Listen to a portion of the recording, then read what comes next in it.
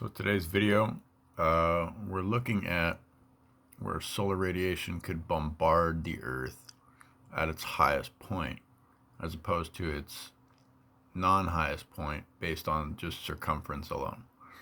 So I found a place, and it's this place, Caleta del Bajo. When you zoom out from this place,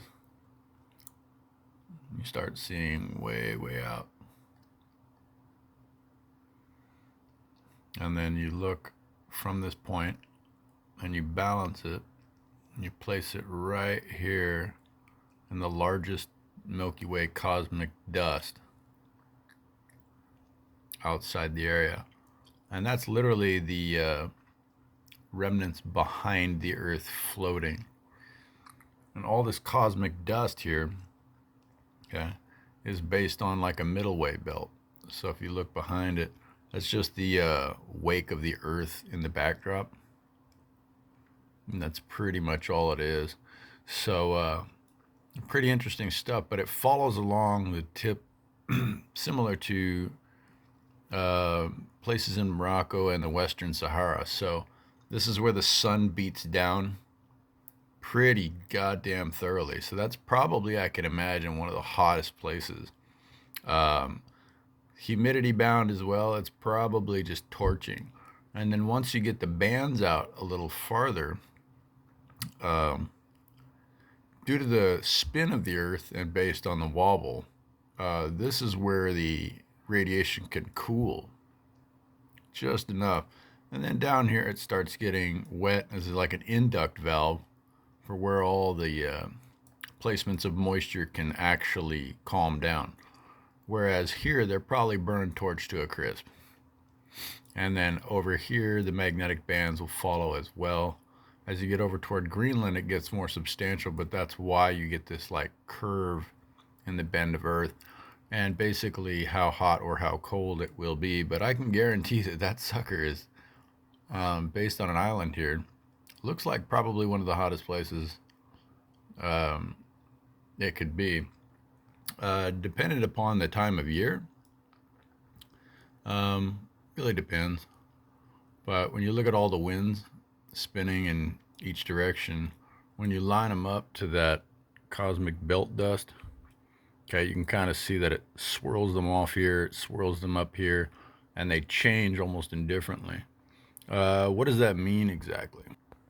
Well, that means when the world's at a certain amount of tilt, okay, that means that that place probably gets hit harder by solar radiation than any other spot on the Earth, based when it strikes its middle way belt through the cosmic dust pond.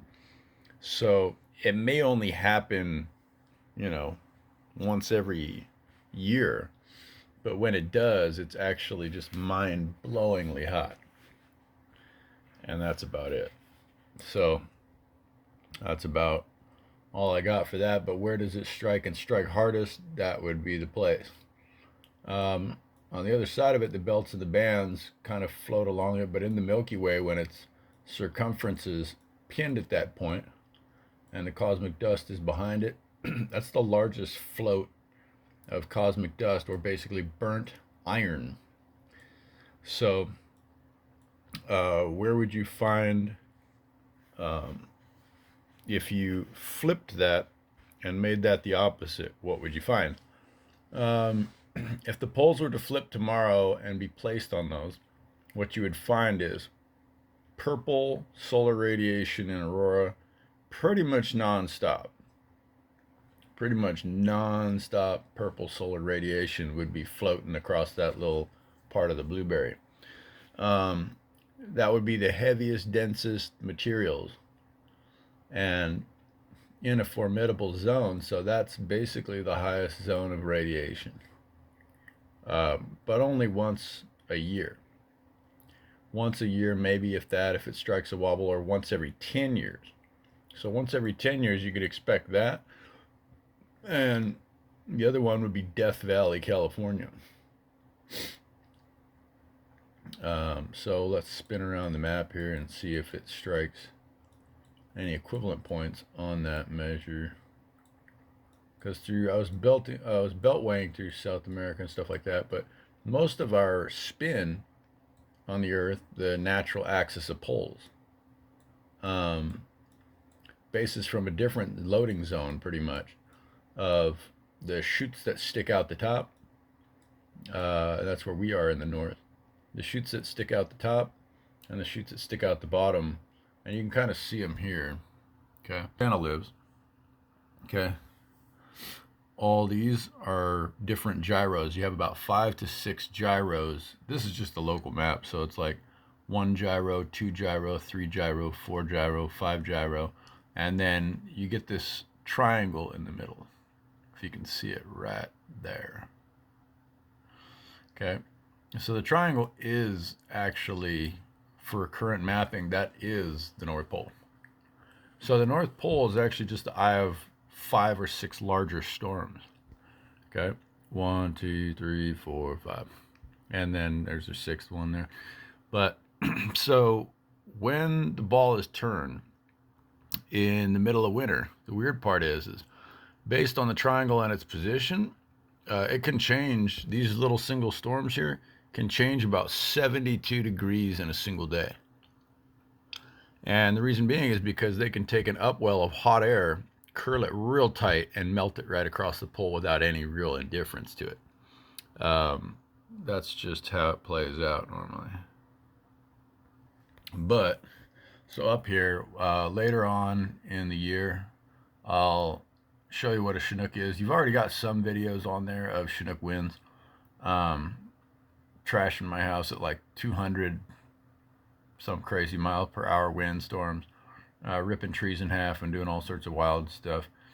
The weirdest part is when it's cold, it's like 22 below, and then when it whips up to 50 degrees instantly. Have you ever taken an ice cube about yay big and you throw it in a hot cup of water? The first thing it does is snap. So when you see trees out here and you're like, well, how did that tree just explode and fall on the ground? And the difference is wood, okay, when frozen at 22 below, it doesn't chop with an axe. It breaks with an axe. So from 22 below to instantly 55 degrees, within about an hour, all the trees just crack all the way down. And that's how we have these gigantic timber forests. If it makes it, pretty much, if it survives that, the trees can survive literally getting split clean in half by 22 below temperatures. But that's why that happens. And the mass of the North Pole on the swinging winds, probably during the winter, probably the deadliest job on the earth. If you went into a storm that was anything, F5, F6, out in the sea there, you can go even higher and crazier than that. But that's why that's just torrential to survival. So my recommendation being, if you know those storms are always in the area, if you're going out for crab and sea bearing things, please be sure wear a life vest. And out there, you're going to be in survival suits. Okay, survival suits they're basically a dry suit. Dry suits are according, and if the boat don't survive, bring a 6-pack of beer and just float with it. And chances are you might survive it. But good luck to our fishermen out there. I know it's a tough season, and it's about to be the season of we got to shell out some fish and seafood to around the world, pretty much.